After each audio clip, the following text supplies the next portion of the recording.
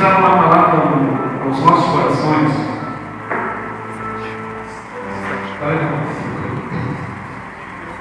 Jesus,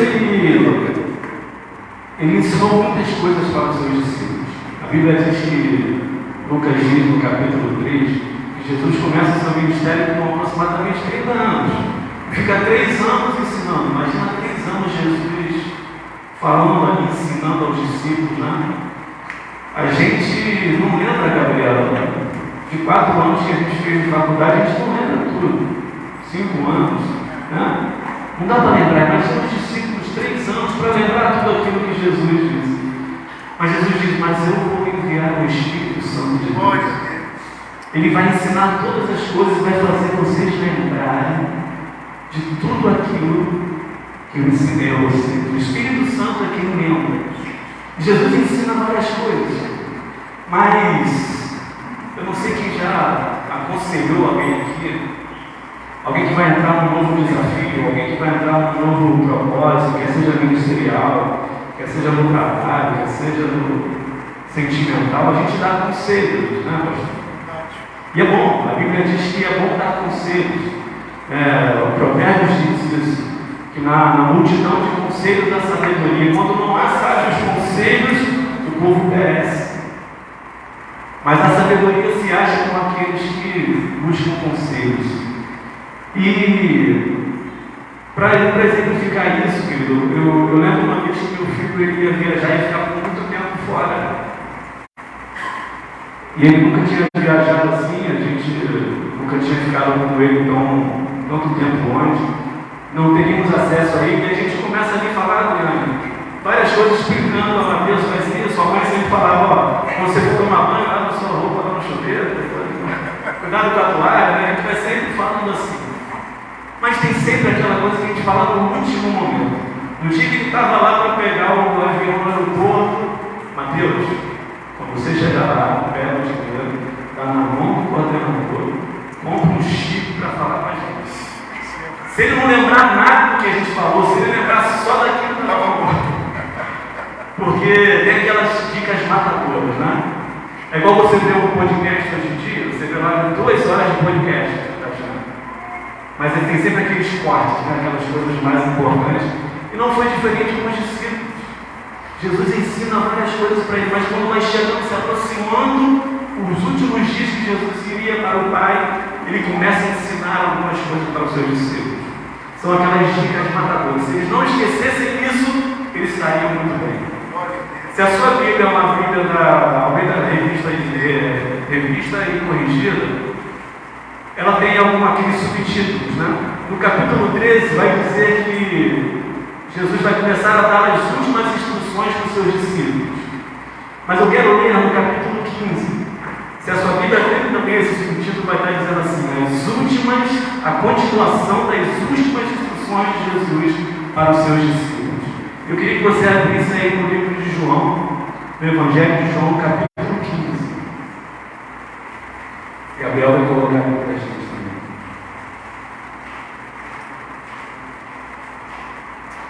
Conseguiu? Todos acharam aí? João capítulo 15, a partir do verso 1. Eu vou ler, depois a gente vai voltar falando alguns pontos aqui. Eu sou a videira verdadeira, e o meu Pai é o agricultor. Todo ramo que estando em mim não dá fruto, ele corta, e todo que dá fruto, ele poda, para que dê mais fruto ainda. Vocês já estão limpos pela palavra que lhes tenho falado. Permaneçam em mim, e eu permanecerei em vocês. Nenhum ramo pode dar fruto por si mesmo, se não permanecer na videira. Vocês também não podem dar fruto, se não permanecerem em mim. Eu sou a videira, vocês são os ramos. Se alguém permanecer em mim e eu nele, esse dá muito fruto, pois sem mim vocês não podem fazer coisa alguma. Se alguém não permanecer em mim, será como o ramo que é jogado fora e seca. Tais ramos são apanhados, lançados ao fogo e queimados. Se vocês permanecerem em mim, e as minhas palavras permanecerem em vocês, pedirão o que quiserem, e lhes será concedido. Meu Pai é glorificado pelo fato de vocês darem muito fruto, e assim serão meus discípulos. Queridos, olhando para esse texto, aqui Jesus já tinha feito a última ceia com os discípulos, já tinha lavado os pés dos discípulos, Jesus já tinha revelado quem iria traí-lo, e agora ele começa a dar aquelas dicas matadoras para os discípulos. E elas têm que reverberar em nós. Essas dicas têm que arder em nós como arderam nos discípulos. Jesus começa dizendo: eu sou a videira verdadeira e o meu pai é o agricultor. Talvez quando a gente lê esse texto aqui, a gente não tenha a dimensão do que Jesus está dizendo. Para a gente até espiritualmente, Jesus é a videira, é a vida. Mas para os judeus, o que Jesus está falando aqui para um público majoritariamente judeu. E os judeus, eles estavam acostumados a ouvir pelos seus profetas, nos salmos, que eles, o povo de Deus, era a videira de Deus. Isaías, no capítulo 5, no versículo 7, vai dizer isso, que a casa de Israel é a vinha do Senhor, e os homens de Judá são a plantação de Deus. No Salmo 80, o salmista diz que o Senhor tirou do Egito uma videira e plantou no deserto. Jeremias diz que o Senhor plantou uma videira. Então, eles estavam muito bem acostumados a saber que eles, os judeus, eram a videira. Eles foram escolhidos por Deus para mostrar e glorificar o nome de Deus através dos povos, mas eles falharam. Aquela videira não vingou. Aquela videira não deu fruto. Então Jesus está dizendo aqui para os discípulos: eu sou a videira verdadeira. Vocês são os ramos. E olha que interessante: todo ramo que estando em mim, que não dá fruto, ele corta. E todo que dá fruto, ele corta, para que dê mais fruto ainda. Olha que interessante, se a gente trouxer para os nossos dias, Jesus está falando para um público totalmente cristão aqui. Porque está dizendo todo aquele que está ligado em mim. Mas olha só que como é tremendo isso aqui. Todo ramo que estando em mim não dá fruto. Como pode um ramo estar em Cristo e não dar fruto? Trazendo para os nossos dias, como posso estar na igreja? Como eu posso ter a carteirinha de membro da Igreja Evangélica de Novo e não dar fruto? Se Jesus está dizendo, é porque é possível. É possível eu e você estarmos aqui e sermos totalmente secos. O que mais há, o que mais o inimigo usa nesse momento, nessa era, nessa geração, é o esfriamento. Quantos crentes estão anestesiados dentro da igreja? Quantos aqui já tomaram anestesia, né? Você vai ali no dentista, aí primeiro você é o machão, né? Não, pode fazer sem anestesia. Aí vem a dentista lá, anestesia. Aí ela dá nesse primeiro dói, né? Depois você não. Aí ela faz, mexe, você não sente nada. Por quê? Porque você está anestesiado. Muitos cristãos estão anestesiados dentro da casa de Deus. Muitos estão dizendo: eu estou em Cristo, eu pertenço a uma igreja, mas estão totalmente afastados, totalmente desligados, não estão recebendo da videira verdadeira o alimento necessário para dar fruto. Um dos textos mais tremendos da Bíblia, que vai falar sobre isso. Abre aí, Juízes capítulo 16. Gabrielzinho vai botar. Você conhece a história de Sansão? Ele desde pequeno ele faz um voto, o pai dele faz um voto a Deus, e Deus olha, ele vai ser um homem forte, ele vai ser um juiz aqui em Israel, mas tem um voto, ele não vai tomar vinho, ele não vai cortar o seu cabelo, ele vai ser forte. E a Bíblia diz que ele era forte, que ele vencia os filisteus eram fregueses dele. Toda vez que ele viu lutar contra Sansão derrotava os filisteus. Só que ele começou a flertar com o pecado. E aí você conhece o texto. Dalila, ela se vendeu para os filisteus e queria que ele contasse ali qual era o seu segredo para que ela derrotasse o Sansão, porque eles não tentavam mais apanhar de Sansão. E ela diz: me diz o seu segredo, Sansão. Não, e ele brincava com ela, até que chegou um momento que ele falou: olha, eu vou te falar a verdade. Eu tenho um voto, se você cortar a trança do meu cabelo, eu vou perder as minhas forças. Aí a Bíblia diz que ela fez ele dormir no colo dele, dormiu tranquilo, fazendo cafuné, despreocupada. Muitas das pessoas aqui, no nosso momento de vida religiosa, estão dormindo no colo do pecado, recebendo cafuné. E ela cortou ali o cabelo e falou: Sansão, acorda porque vem os filisteus. E olha o que o texto diz, versículo 20. Então ela chamou Sansão: os filisteus estão te atacando. Ele acordou do sono e pensou: eu sairei, como antes me livrarei. Mas olha o texto. Mas ele não sabia, o que está escrito? Que o Senhor o tinha abandonado.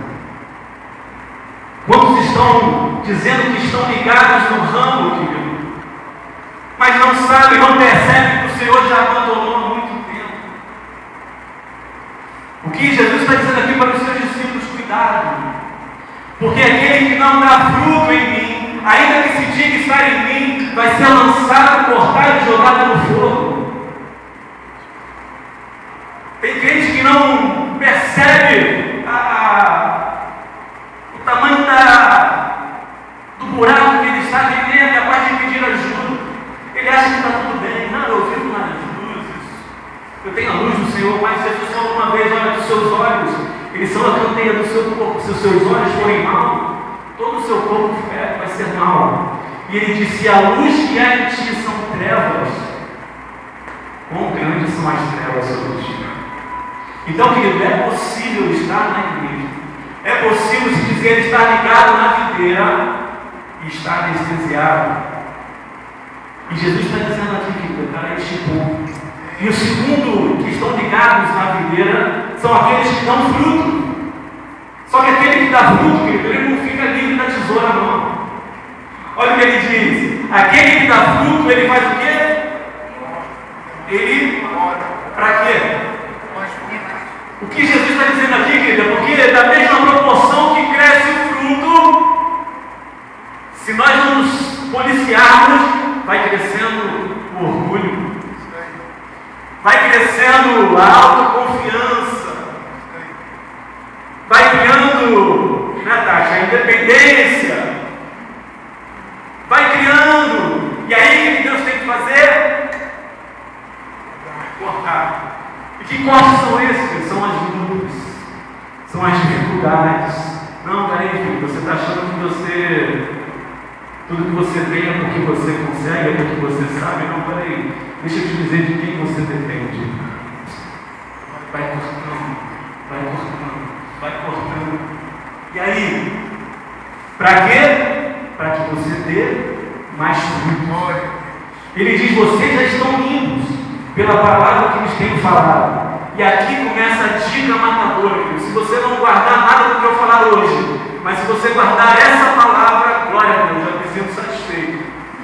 Versículo 4: permaneçam em mim e eu permanecerei em vocês. Querido, tudo que Jesus vai falar aqui, querido, é permaneça.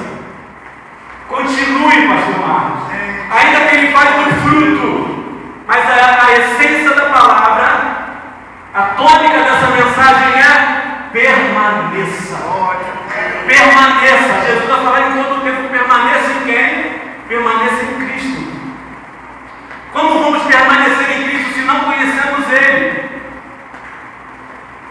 Jesus, na sua oração, ele disse: eu glorifico em mim o teu nome, para que eles vejam a ti, para que eles tenham a vida eterna. E a vida eterna é essa: que eles conheçam a ti, o único e verdadeiro Deus, e a Jesus, aquele que tu enviaste. Querido, para eu poder permanecer em Cristo, primeiro, Samuel, eu preciso conhecer. Conhecer é passar tempo junto. Conhecer não é viver somente das emoções, de arrepiar, de pular. Conhecer é: eu tenho que conhecer o que Ele gosta. O que o Senhor quer da minha vida? É ter momentos com o Senhor. O pastor Marcos estava pregando aqui, de ter momentos do Senhor de estar em oração, avivados. Aqueles que são avivados, eles conhecem a Cristo. Jesus diz: permaneça em mim e eu permanecerei em vocês. Nenhum ramo pode dar frutos por si mesmo, se vocês não permanecerem na videira. Vocês também não podem dar fruto se não permanecerem em mim. Jesus disse isso para ele, Rodrigo: permaneça. Porque Jesus sabia o que vinha pela frente. Talvez eles nem soubessem. Eles não faziam nem ideia, pastor Marcos, do que estava vindo. Mas Jesus está dizendo: olha, se vocês estiverem ligados em mim, se vocês estiverem absorvendo a minha vida em vocês, vocês vão conseguir permanecer. Glória. E essa é a mensagem para nós: que permaneça. E o Senhor, Ele envia a sua vida, o seu Espírito Santo vem em nossas vidas, muito mais do que falar em línguas, muito mais do que profetizar, muito mais do que ter visões, muito mais do que curar. O Espírito Santo vem nos capacitar para continuar. Glória a Deus. Atos capítulo 1, versículo 8. Jesus diz isso. Irmão, deixa eu amarrar o sapato que está me incomodando. Atos 1, 8. Glória a Deus. Amém. Atos 1, capítulo 8. Quando Jesus aqui, essa aqui é finalmente não. Jesus está, depois dessa palavra que Jesus vai ao céu, olha o que Jesus diz para os discípulos: mas vocês receberão poder quando o Espírito Santo descer sobre vocês, e serão minhas testemunhas em Jerusalém, lembra isso aqui hoje, né? Em toda a Judéia e Samaria e até os confins da terra. Queridos, quando o evangelista Lucas está escrevendo essa palavra, e a gente sabe que o Novo Testamento ele é escrito em grego, a palavra poder que você está lendo ali, no grego ela chama de dunamis. Nos nossos dias você vai ver a palavra dinâmico, dínamo, dinamite, é tudo originado dessa palavra, que dá a ideia de poder, de força. Mas o original dessa palavra dunamis, é uma energia constante, é um poder constante. E ele continua dizendo: e descerá sobre vocês, e vocês serão minhas testemunhas. A gente tem aprendido aqui na escola dominical. Toda vez que a gente lê testemunha no Novo Testamento, a gente está falando da palavra mártir. O que é um mártir? É alguém que é capaz de dar a sua vida. Ele vai até o final, né, Gabriel? Ele vai até o final defendendo aquilo que ele acredita. Ele vai testemunhando. Então, se a gente parafrasear esse texto, o que Jesus está dizendo? Mas vocês receberão um poder, uma energia constante, quando descer sobre vós o Espírito Santo, para que vocês sejam meus mártires, aquelas pessoas que vão até o final proclamando aquilo que eu ensinei. É isso que o Espírito Santo vem fazer na nossa vida. É um poder, é uma capacitação para que eu e você permaneçamos. E aí, quando o Espírito Santo vem sobre nós, nós começamos a dar frutos, Tati. Começamos a dar frutos. Uma das características do cristão é que ele não desanima facilmente. A Amélia falou ontem, a Amélia está aqui hoje, não? Está lá atrás. A Amélia, nós estávamos num culto ontem, a Amélia falou: quando eu aceitei Jesus, me enganaram, porque falaram que eu seria forte o tempo todo, sabe, pastor? Eu estaria sempre acordando cheio de vigor, cheio de ânimo. E ela falou: mas me enganaram, velho. Falaram isso. Eu falei: Amélia, me enganaram também. A gente está enganado. Porque nem sempre que a gente está animado. E isso não é pecado. Mas para o crente, ele não fica para sempre no desânimo. Glória a Deus. Elias foi um homem poderoso de Deus, um homem que fez descer fogo do céu. Ele venceu 450 profetas de Baal, mais 400 profetas de Acera. Fez ali tudo acontecer, fez fogo cair do céu, mas depois ele desanimou. Ele foi, peraí, não estou cantando nada, viu? Se fosse o Rodrigo ali com Elias, remava. Mas ele sentou e ele pediu: Senhor, eu quero morrer, não sei mais nada, não aguento mais, desanimado. Aí veio o anjo para ele: opa, você está fazendo aí? Aí, tem pão e tem água, come. Aí ele comeu, né? Comeu, bebeu, dormiu de novo. Onde foi de novo? Ele: ei, come. E a Bíblia diz que com aquele alimento, com aquele pão e com aquela água, ele andou mais 40 dias e 40 noites. E chegou no Monte Horebe, o Monte de Deus. Talvez você possa ter entrado aqui desanimado, talvez você, como Elias, está desanimado. Mas eu quero te dizer nessa noite, se alimente do pão. Se alimente da água que cai do céu, querido. E você vai andar mais um pouco. Porque não é papel, não é característica do cristão ficar desanimado para sempre. Porque nós somos cristãos, quando o Espírito vem sobre nós ganhamos um ânimo redobrado. O nosso ânimo, ele é alongado, pastor. E aí quando você vai no fruto do Espírito, o cristão ele tem um longo ânimo. E aí qual é o fruto do Espírito? A longanimidade. Jesus está dizendo, olha, quando vocês estiverem na videira, ligados na videira, vocês vão receber um novo ânimo. E se você for ver na Bíblia, querido, em todo lugar, para Josué, para Moisés, para os discípulos, tem de bom ânimo.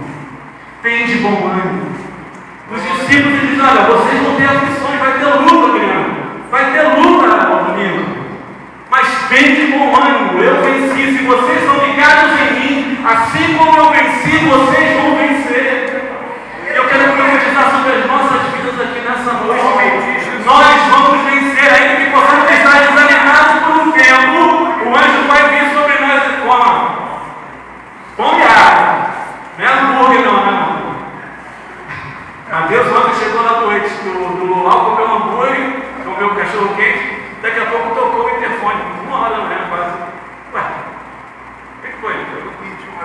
Não, mas eu pedi um lanchinho para aqui. Acabou de comer, cara. Irmã Suré, come muito. Mas é o alimento que vem do céu. Esse alimento vai fazer a gente andar mais um pouquinho.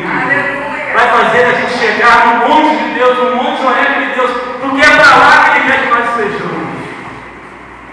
Quando eu li esse texto aqui, eu falei, meu Deus do céu, isso tem que entrar na minha mente, isso tem que entrar no meu coração, querido. Vou adiantar um pouquinho aqui. Jesus diz, se vocês permanecerem em mim, esse texto aqui, querido, eu parei aqui umas 2 horas, depois 2 dias, capítulo, versículo 7. Bota aí, Gabriel. Capítulo 15, versículo 7. Jesus continua dizendo para eles, se vocês permanecerem em mim, e as minhas palavras permanecerem em vocês, pedirão o que quiserem, e lhes será concedido. Queridos, lendo esse texto aqui, e sendo muito sincero comigo, esse texto não é verdade para mim. Pode ser para você. Talvez você escute sim de Deus em todas as coisas que você pede. Tudo aquilo que você pede a Deus, talvez Deus te dê, mas para mim não é verdade. Nem tudo aquilo que eu peço a Deus, Ele me dá. Nem tudo que eu peço a Deus, Ele me diz sim, Pai. Mas será que é o texto que está errado ou eu não estou? Eu estou errado. Quantos aqui ouvem sempre sim de Deus? Me diga. Ninguém. E aí o que Jesus está dizendo aqui então, querido? Ele diz, se vocês permanecerem em mim e as minhas palavras permanecerem em vocês. O que é a palavra de Jesus para nós? Não precisa falar todo mundo junto, não. O que é a palavra de Jesus para nós? Vida. Hã? Vida. O que é a palavra de Jesus para nós? Vida. Vida, o que mais? Ensinamento, o que mais? A palavra de Jesus para nós é a vontade dele para as nossas vidas. O que Jesus diz o que Jesus está dizendo aqui, querido, se vocês permanecerem em mim e a minha vontade permanecer em vocês, aí muda totalmente de figura. Muda totalmente de figura. A gente estava falando ontem lá na casa de tarde. Tiago 4, versículo 3, ele diz que vocês pedem e não recebem, Gabriel. Sabe por quê?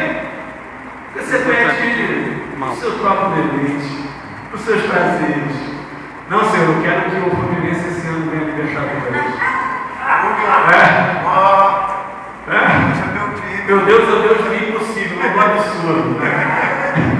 Mas porque a gente pede para o nosso bel prazer, para os nossos prazeres, né? Só que João, ele vai entender muito bem o que Jesus está dizendo aqui, porque na sua carta, lá no capítulo 5 de João, lá na sua carta, na primeira carta, ele vai dizer assim: tudo aquilo que nós pedimos em conformidade com a vontade de Deus, Ele nos concede. Então, querido, o que eu preciso fazer? Eu preciso que a minha vontade se alinhe com a vontade de Deus. Paulo aos Filipenses diz que Ele opera em nós tanto querer quanto efetuar. Então, fazer a vontade de Deus, que não é só a nossa capacidade. O cumprir a vontade de Deus na nossa vida é ser cheio do Espírito Santo, porque é Ele que nos capacita a fazer a vontade de Deus. É o Espírito Santo, vida videira.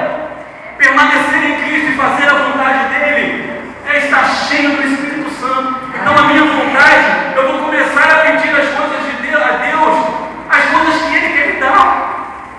Porque os meus sonhos vão estar alinhados, a gente pede essas coisas. Senhor, eu quero ser um grande médico, eu quero ser um grande médico, que Deus quer colocar para ser engenheiro.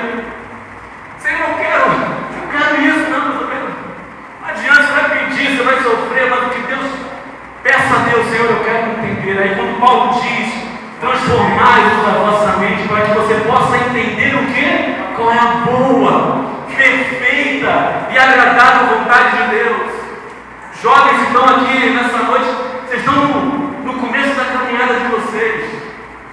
Peça a Deus, Senhor, vocês têm sonhos, e todos nós temos sonhos. Até os velhos têm. A gente tem sonho, mas peça para que o sonho de vocês esteja alinhado com Ele, porque vai ser tudo mais fácil. Por isso que Jesus disse: se vocês permanecerem em mim, e as minhas palavras, as minhas vontades, a minha vontade permanecer. Mas se eu não conheço a vontade do Senhor, querido, vai pedir tudo, vai ficar, eu quero. Não vai mudar nada. Não recebe. Aí vem uma outra característica do fruto, quando Jesus fala: vocês vão dar muito fruto. Quando eu estou ligado na videira, eu sou fiel a Ele. Eu sou fiel a Ele até a morte. Aí vem um outro fruto que está lá escondidinho, que é a fidelidade. Eu vou estar ligado na videira, e esses frutos vão começando a aparecer. E Jesus diz assim: meu Pai é glorificado pelo fato de vocês darem muito fruto, e assim serão os meus discípulos. Não se preocupe em querer fazer muito, em querer mostrar, porque hoje a sociedade é assim: se você não tiver muitos seguidores, se você não tiver muito likes, você não é um cara importante. Porque o mundo interessa o que você tem, o mundo interessa o que você faz, o mundo interessa o que você produz, o que você diz ser. Mas quando a gente vai para o reino de Deus, Ele não olha isso. Lembra lá quando Davi foi ser ungido? Primeiro o profeta foi lá, o profeta ele foi: cadê os filhos aqui? Aí o pai mandou trazer logo os mais velhos, os que estavam alistados lá no exército de Saul. Não, esse aqui é poderoso. Deus diz para ele: olha, eu tenho rejeitado todos eles, porque eu não olho como o homem vê, eu olho o coração. Ele olhou para o coração de Davi. Davi estava lá atrás das cabras malhadas, das ovelhas, lá cuidando das ovelhas do pai dele, talvez sujinho lá, coitado. Aí Deus diz: manda chamar ele. Foi ungido, rei de Israel. Assim tem que ser a nossa vida, que não se preocupem em mostrar, porque se você estiver dando fruto, isso naturalmente vai vir sobre você. Jesus não se preocupa com as obras, porque Ele sabe que elas vão acompanhar.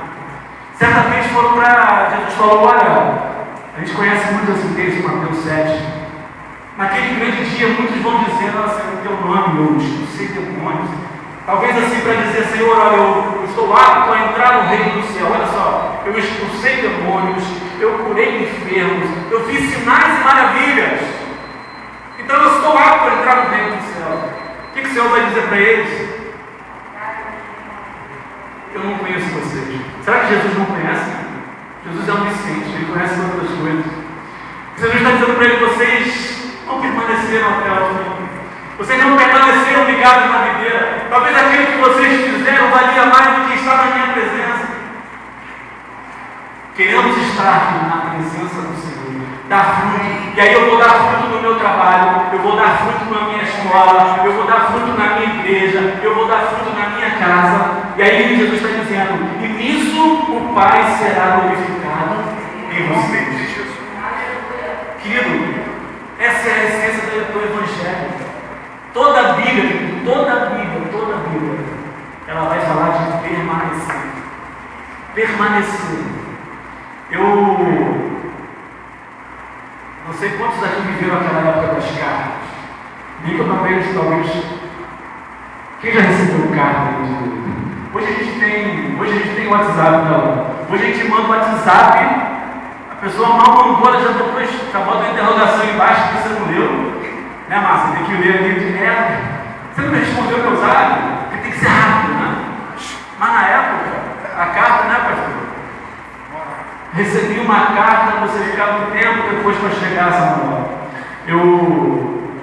Quando eu tinha 7 anos de idade, 46 anos atrás, quando eu tinha 7 anos de idade, a situação financeira lá de casa, meus pais não estavam muito boa. Então, para eu não sofrer muito, meus pais resolveram me mandar para a casa dos meus tios lá em Brasília. Então eu fui com 7 anos.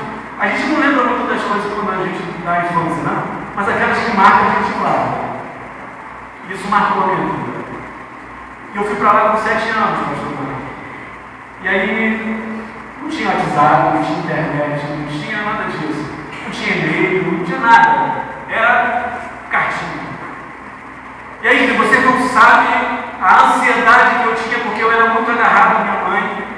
Sabe aquele... Era igual aquele cachorrinho da Tati lá, que fica por onde ela vai. Onde a minha mãe e eu estava junto, agarrado com ela, e agora eu estou longe. 5 mil quilômetros, 2 mil quilômetros, sei lá. Não, e a única forma de comunicar era a cartinha. E aí minha mãe era cruel. Ela mandava a cartinha, botava aí um perfumezinho no papel, coraçãozinho, ela vê o time, meu filho.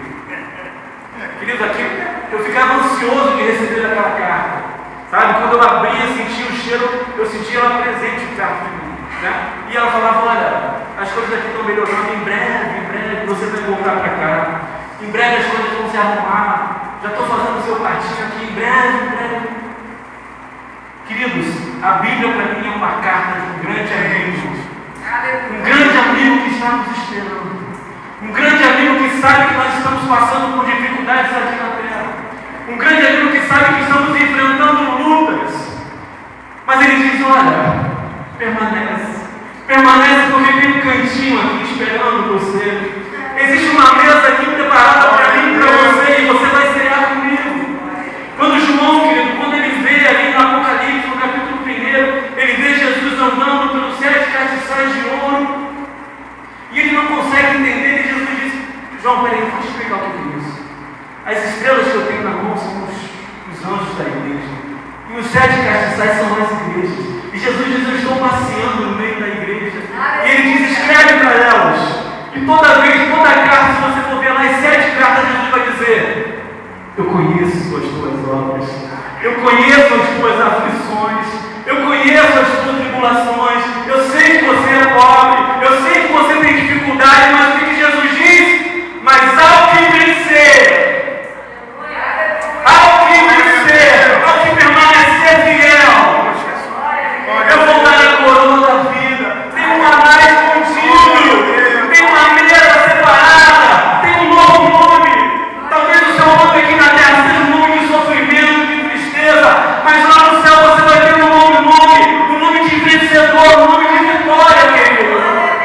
Eu queria estar aqui profetizando para você que você vai receber uma porta de emprego, que você vai receber um carro novo, que alguém vai te ligar te dando dinheiro, mas eu não posso sair daqui sem dizer, permaneça. Permaneça no caminho.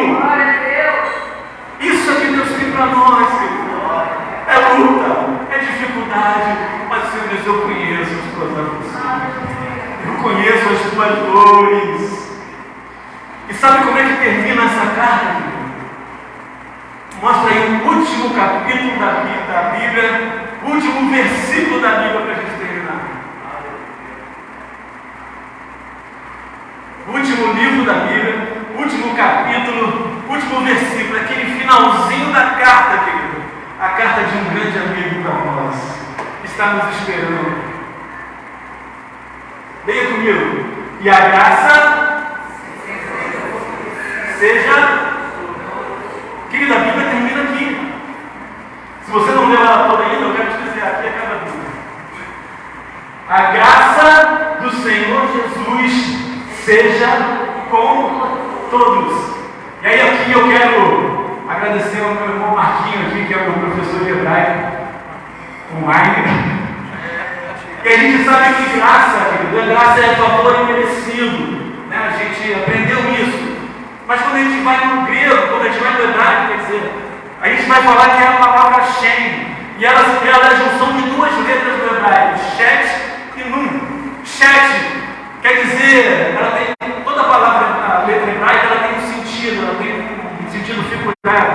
E Shet, ele quer dizer cerca, Tati. A letra Shet é cerca. E Nun é vida. Ou seja, para que serve a cerca? Para a gente proteger alguma coisa, né? A gente bota aqui uma cerca para proteger. Aí, se eu parafrasear esse texto, a Bíblia termina assim, querido. E a proteção de Deus para as nossas vidas sejam com todos.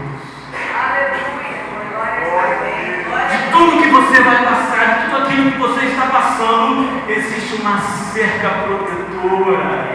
Existe uma proteção de Deus nas nossas vidas.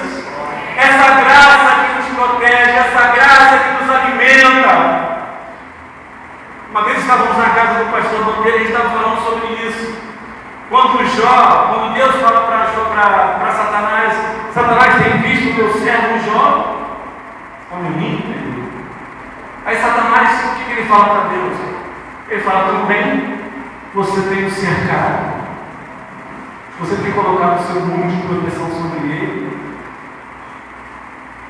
Queridos, o diabo só pode tocar na sua vida se Deus permitir. E ele tem limite, porque existe uma proteção de Deus. Essa graça de Deus, ela nos protege a minha e a tua vida. Vai ter luta, vai, você está protegido. Aleluia. Vai chorar, vai, mas você está protegido na graça do Senhor. Aleluia. Você pode ficar de pé, querido. Aleluia. Eu quero orar por você, eu quero orar por nós, né?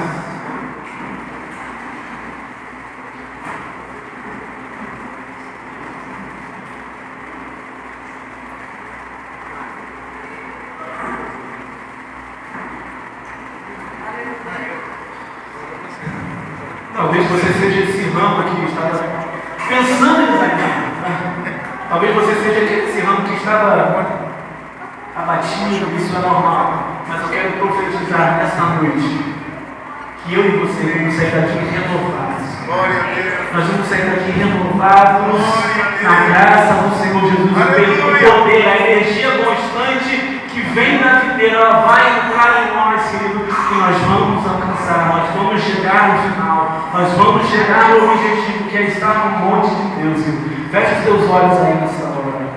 Senhor, nosso Deus, nosso Pai, nós te glorificamos nesta noite, nós te exaltamos, te bendizemos, ó Deus, porque graças a Deus nós estamos enxertados, talvez não era nem para estarmos, ó Deus, mas estamos enxertados na videira, estamos enxertados na verdadeira videira, Senhor, e queremos receber a vida, queremos nesta noite, que, ó Deus, que a seiva que vem da videira venha sobre as nossas vidas, cada coração aqui nesta noite, cada um aqui que está passando um momento diferente, cada um tem a sua particularidade, cada um tem o seu sonho, cada um tem a sua dificuldade, cada um tem a sua segunda-feira para enfrentar, Senhor. Mas eu quero te pedir nesta noite que o Espírito Santo de Deus venha renovar as nossas forças, venha renovar, ó Deus, a nossa mente, para que possamos estar, ó Deus, atentos, que nossos ouvidos sejam sensíveis a ouvir quando tu fala, ó Deus, no trânsito, no no trabalho, ó Deus, na tua palavra, no louvor, que possamos estar sensíveis a ouvir a tua voz, ó Deus.